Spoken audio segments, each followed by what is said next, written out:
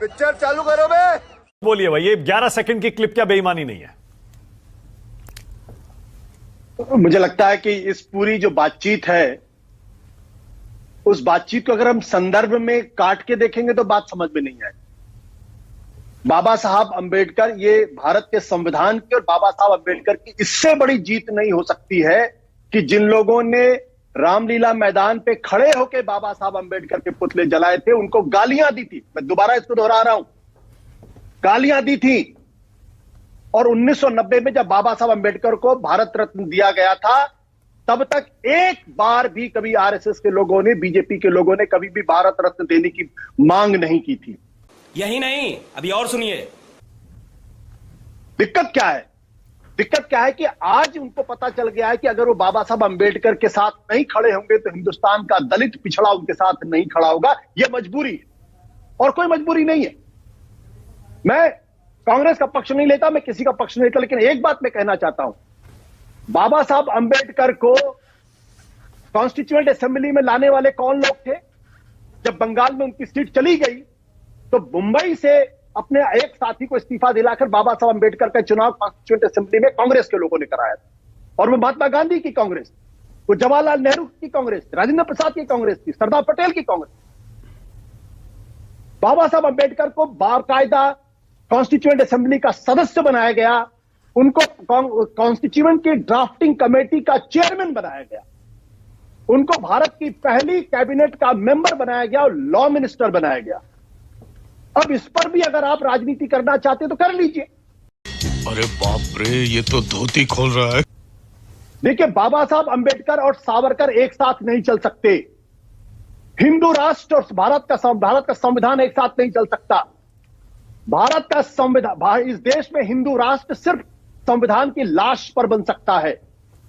और जिन सावरकर ने बाबा साहब अंबेडकर का अपमान किया था जब भारत का संविधान बनाया गया था, कहा ये तो अपशकुन है, इसको हिंदू कभी स्वीकार नहीं करेगा क्योंकि इसमें मनुस्मृति नहीं है। और बाबा साहब अंबेडकर मनुस्मृति के सबसे कट्टर आलोचक थे और तभी बाबा साहब अंबेडकर ने लिखा था एनालिशन ऑफ कास्ट। आज अगर इनको मजबूरी में बाबा साहब अंबेडकर की जय जयकार करनी पड़ रही है तो इसलिए करनी पड़ रही क्योंकि वोट बैंक की राजनीति है। मैं इसको कहता हूं कि बीजेपी, अगर कांग्रेस अपीजमेंट ऑफ मुस्लिम करती है तो आज बीजेपी अपीजमेंट ऑफ दलित करने के लिए मजबूर हो गई। हकीकत यह, जो भी अमित शाह ने कहा है वो ऑब्जेक्शनेबल है, आपत्तिजनक है, नहीं कहा जाना चाहिए। और अमित शाह देश के बड़े नेता हैं, उनको फौरन आके माफी मांग लेनी चाहिए या कहनी चाहिए कि मेरे मुंह से निकल गया, देश बहुत बड़ा है, दलित बहुत बड़े हैं, उनको माफ कर देंगे। कुछ भी नहीं, लेकिन वो तो अगर आप उस जिद पर नहीं, वो आप पूरा अगर सुनेंगे आशुतोष, वो तो ये कह रहे हैं कि विपक्ष करता है, ये फैशन बन गया है, अंबेडकर करो। और उसके बाद उन्होंने कहा कि मैं आपको बताता हूं कैसे आप सिर्फ नाम लेते हैं और आपके कर्म अलग हैं। वाह बेटा, लगता है तुम गू खा के ही मानोगे। आपको याद होगा कि जब ममता दीदी के बारे में क्या बोला गया था, आपको याद है ना? मुझे बताने की जरूरत नहीं है। मैं एक ही बात कहना चाहता हूं, अमित शाह इस देश के बहुत बड़े नेता, इसमें कोई दो राय नहीं है। इतिहास उनको हमेशा याद रखेगा, इसमें भी कोई दो राय नहीं है। अगर आपको लगता है कि लोगों की भावनाएं आहत हुई हैं तो रिग्रेट करने में और कहने में मुझसे गलती होगी, इसमें कोई छोटे नहीं हो जाएंगे, बिल्कुल छोटे नहीं होंगे। लेकिन अगर इस जिद पे अड़े रहेंगे, बार बार ये साबित करने की कोशिश करेंगे कि बाबा साहब अंबेडकर का अपमान किया गया, तो भाई मुझे बता दो कि ड्राफ्टिंग कमेटी के चेयरमैन किसने बनाया था। अच्छा आशुतोष, एक चीज और बताइए, नेहरू की पहली कैबिनेट, और यही नहीं, श्यामा प्रसाद मुखर्जी को भी कैबिनेट में लाने का काम किसने किया था? आप नेहरू को बदनाम करने की कोशिश करते हैं, इससे ज्यादा शर्मनाक बात नहीं हो सकती है। नेहरू जी ने भारत के लोकतंत्र की नींव रखी, जिन्होंने 9 साल जेल के अंदर काटा, उनकी पूरी लेगेसी को आप खत्म करना चाहते हैं, उनको बदनाम करना चाहते हैं, उनको बेइज्जत करना चाहते हैं। ये हमारी राजनीतिक संस्कृति हो गई है। हमें इस संस्कृति पर गर्व नहीं, हमें संस्कृति पर आज बहुत अफसोस हो रहा है कि इस देश के अंदर हम तो कभी गोलवलकर के बारे में उल्टी बात नहीं करते, हम तो कभी सावरकर के बारे में उल्टी बात नहीं करते। आप सोशल मीडिया पर देख लीजिए किस तरीके से जवाहरलाल नेहरू को क्या क्या नहीं कहा जा रहा। ये देश की संस्कृति, यही हिंदू संस्कृति है।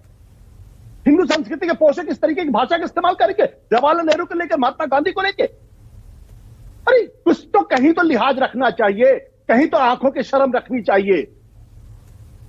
तुम्हें शर्म है? कुछ शर्म आया है? आशुतोष भी देखिए गुस्से में आ गए, उत्तेजित हो गए। लेकिन आशुतोष एक चीज और बताइए, ये नेहरू और अंबेडकर इससे थोड़ा सा अलग। अंबेडकर जी को लेकर आज भी ये पॉलिटिकली इतना सेंसिटिव मुद्दा क्यों है? क्या वजह है कि अंबेडकर, संविधान, इनको अगर जैसे ही आप सामने रखते हैं तो खासतौर से SC ST का मुद्दा अचानक एकदम संवेदनशील बन जाता है? क्या वजह है इसकी आज भी? अब आए ना लाइन पे। देखिए, मैं बहुत अफसोस के साथ कहना पड़ रहा है कि दलितों की पीड़ा को दलितों के अलावा कोई समझ ही नहीं सकता।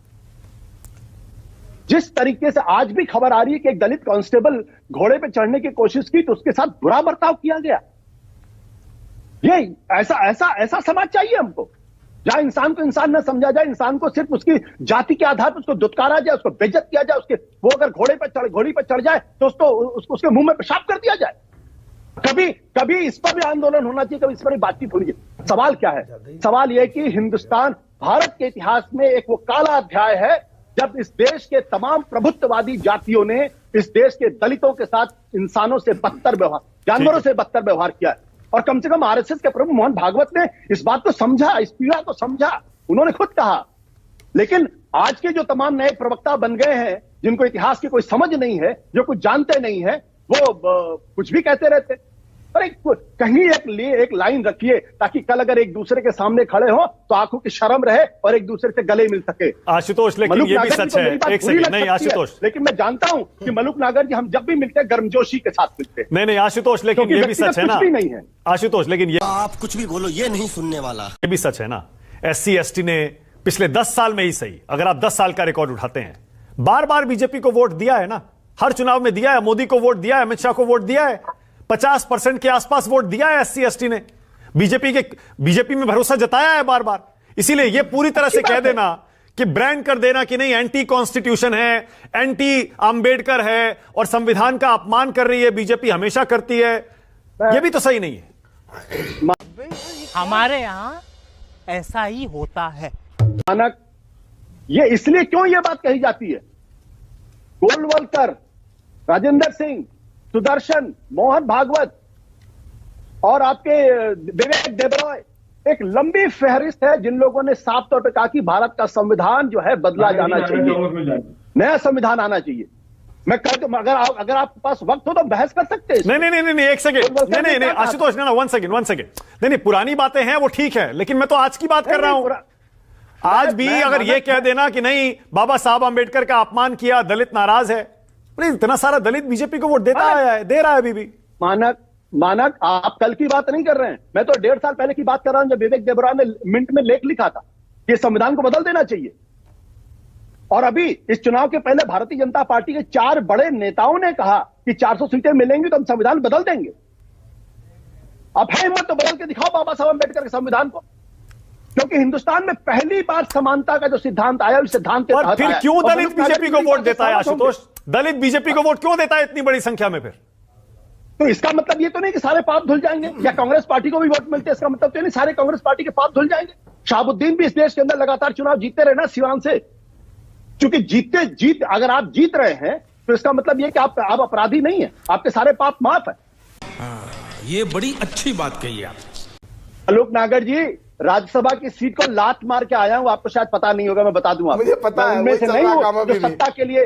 हाँ देखिए, भारतीय जनता पार्टी को एक चीज स्पष्ट करना पड़ेगा, या तो हिंदू राष्ट्र चाहिए या बाबा साहब अंबेडकर का संविधान, दोनों एक साथ नहीं चल सकते। क्योंकि बाबा साहब अंबेडकर ने कहा था हिंदू राष्ट्र का विचार इस देश पे महाविपत्ति है और इसको हर हालत में रोकना चाहिए। ओके, अरे देवा, ये गड़बड़ है बाबा। 11 सेकंड का क्लिप दिखाकर आप क्या साबित करना चाह रहे हैं महिमा जी? पूरा बयान क्यों नहीं दिखाते आप? मैंने सुनाया, आप कहें तो मैं फिर से आपको दोनों बयान सुना देता हूं। 11 सेकंड के क्लिप को उठाकर क्या आप बेईमानी नहीं कर रहे? नहीं।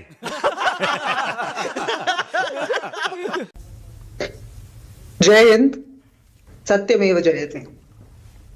मानक, सत्य के सामने आने के लिए एक पल काफी है, 11 सेकंड तो बहुत ज्यादा होते हैं।